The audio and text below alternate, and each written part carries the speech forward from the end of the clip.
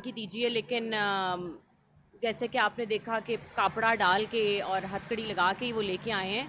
लेकिन सिर्फ मेरी गुजारिश ये आईजी इस्लामाबाद से कि कल तक मुझे इवन नाउ जब उनको अदालत में आए हैं तो हमें बताया ही नहीं गया कि वो किस केस में मतलूब हैं और किस केस में उनकी गिरफ्तारी डाली गई है।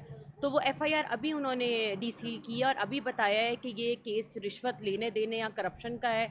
और ऐसा मेरी आंखों के सामने मैं हल्फन कहती हूँ, अल्लाह को हाजिर नाजिर जानकर, कि ये एफआईआर बिल्कुल बेबुनियाद है, ऐसा कुछ नहीं हुआ है।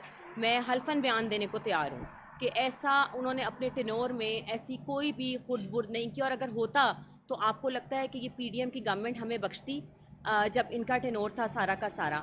और मेरी आईजी इस्लामाबाद से बहुत मेरा शिकवा है कि मेरी बच्चियां और मैं जिस दुख और दर्द से गुजरे हैं इस 24 घंटे के टाइम पीरियड में, ये सिर्फ मैं जानती हूँ और मेरा अल्लाह जानता है।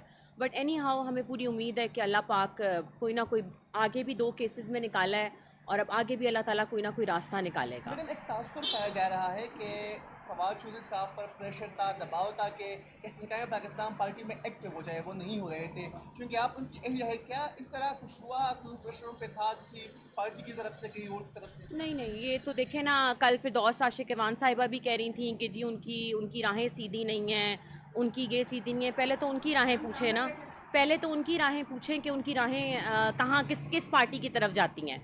जिसकी हुकूमत आती है वो उस तरफ चली जाती हैं, जिसके साथ पार्टी बननी होती है वो उस तरफ चली जाती हैं।